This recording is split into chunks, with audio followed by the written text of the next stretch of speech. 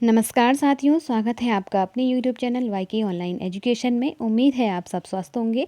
दोस्तों, उपन्यास हम पढ़ रहे थे। आप में से कई लोगों के कमेंट आ रहे थे कि मैम आप केवल हिंदी ही पढ़ाइए, जो सेकंड पेपर है, जो कॉमन पेपर है, उसके लिए आप उसके लिए तैयारी बाद में कराना, आप केवल हिंदी का पढ़ाइए।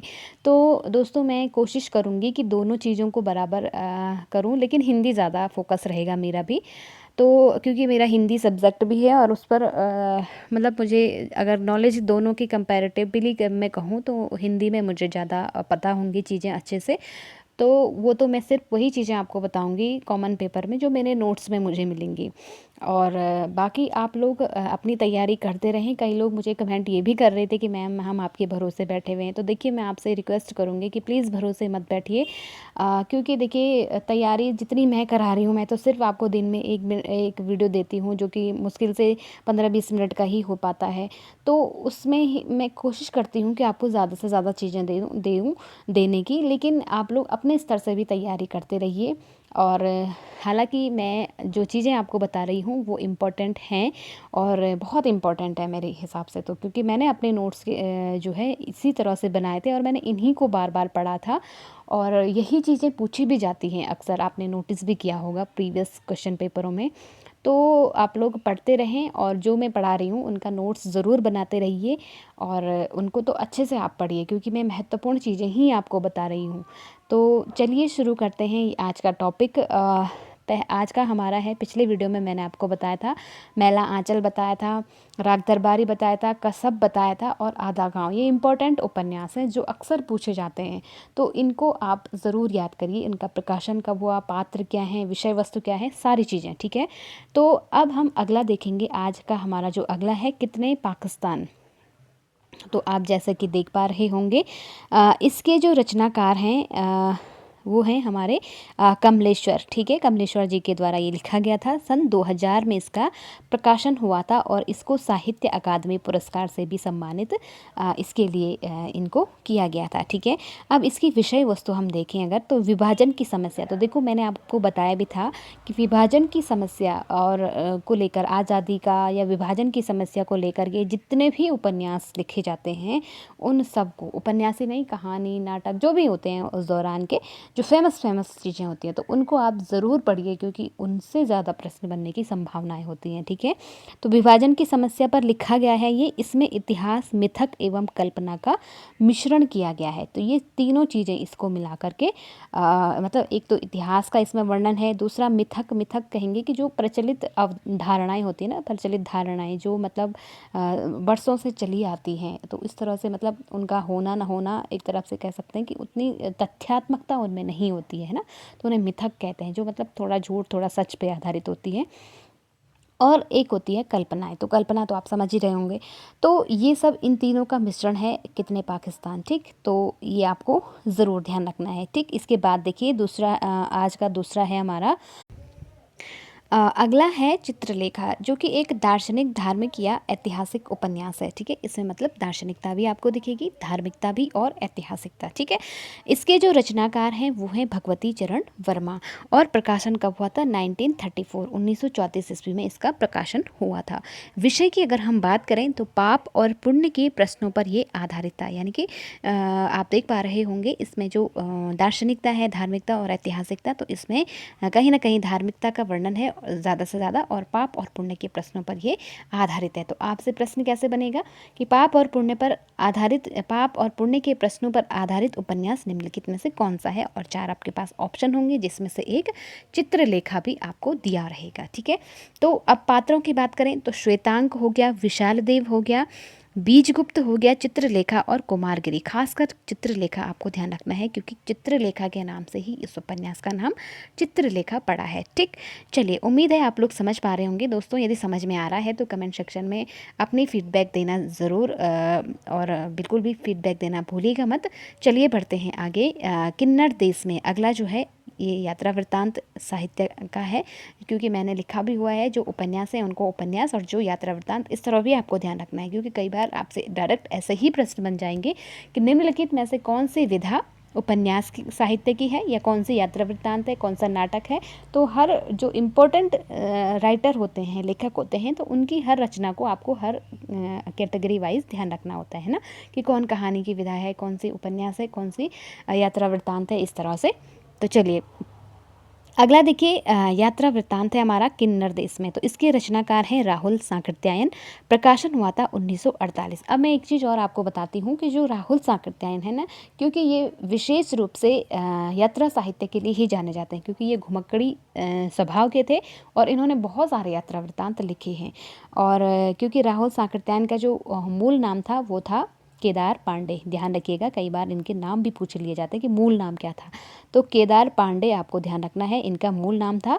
और क्योंकि जब ये श्रीलंका चले गए थे तो इन्होंने वहाँ जा कर के बौद्ध धर्म अपना लिया था, जिसके बाद इनका नाम हो गया था राहुल सांकृत्यायन। ठीक है, तो ये इम्पोर्टेंट जानकारी थी, ये आप ध्यान रखेंगे, है ना। इसके बाद देखिए, इसके जो विषय की बात अगर हम करें तो इसमें किन्नर देश यानी कि हिमालय क्षेत्र जो है ना, उसे किन्नर देश के नाम से भी उस समय जाना जाता था।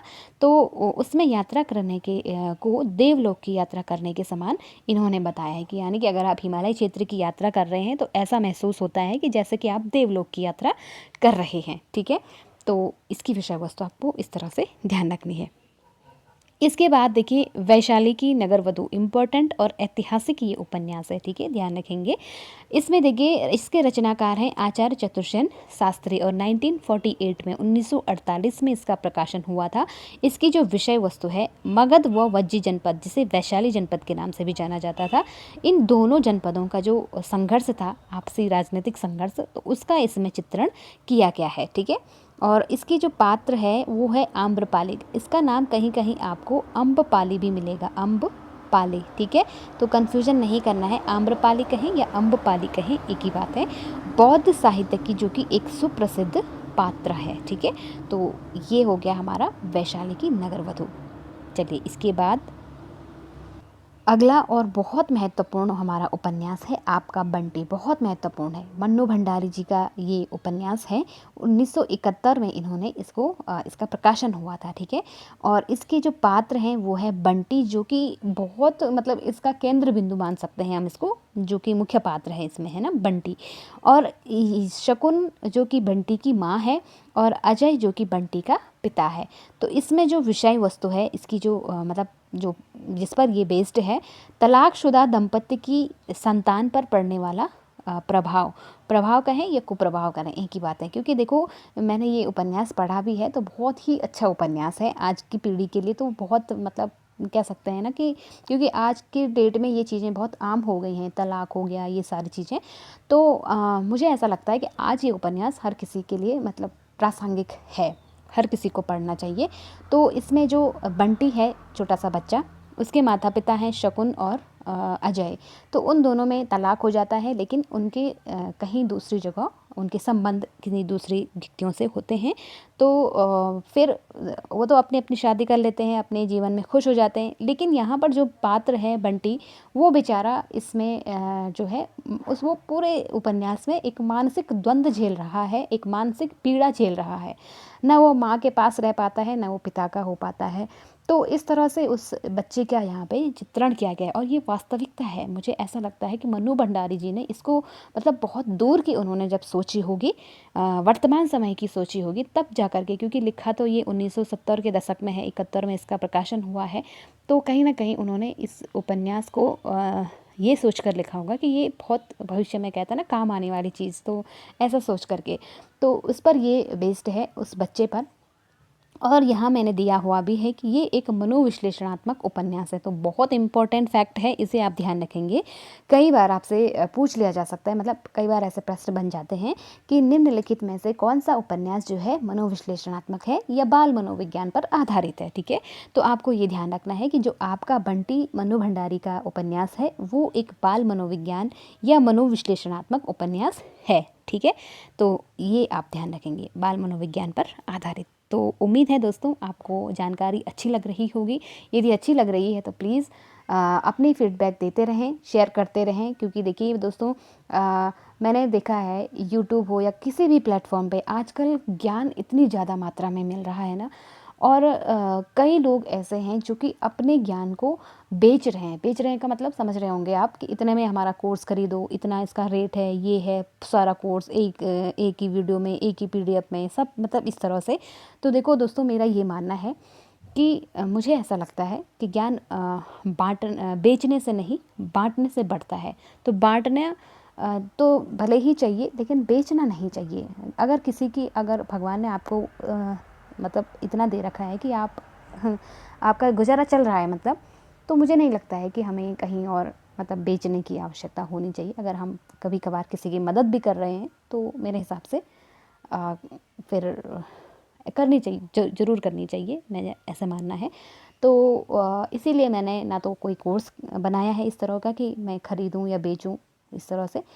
बस मेरी यही इच्छा रहती है, यही कोशिश रहती है कि मुझे जो ज्ञान प्राप्त है थोड़ा बहुत, वो मैं आपसे शेयर करूं, लोगों से शेयर करूं, क्योंकि जब मैं शेयर करूंगी तभी मेरा ज्ञान और ज़्यादा बढ़ेगा, है ना। तो दोस्तों आगे बढ़ते हैं, है ना। इसके बाद देखिए, कल मैंने आपको एक और उपन्यास बताया था, राग दरबारी बताया था। लेकिन कुछ मैं आपसे हमेशा कहती हूँ कि जो भी वीडियोस मैं आपको देती हूँ, कोशिश करती हूँ कि सारे महत्वपूर्ण फैक्ट उसमें आ जाए, अनावश्यक चीज़ें ना आए, फैक्ट आ जाएँ। अनावश्यक चीज़ें छूट भी जाए तो कोई दिक्कत नहीं, लेकिन फैक्ट नहीं छूटने चाहिए, है ना। लेकिन राग दरबारी में कल कुछ फैक्ट जो हैं कह सकते हैं कि छूट गए थे, इसीलिए मैंने इसको आज कवर करने की कोशिश की है। तो ये चीज़ें तो मैं आपको बता चुकी हूँ, फिर भी एक बार और रिवीजन कर लेते हैं, अच्छा ही होगा, है ना। रचनाकार श्रीलाल शुक्ल हैं। इनका जन्म 1925 में हुआ था, 2011 में इनकी मृत्यु हो गई थी।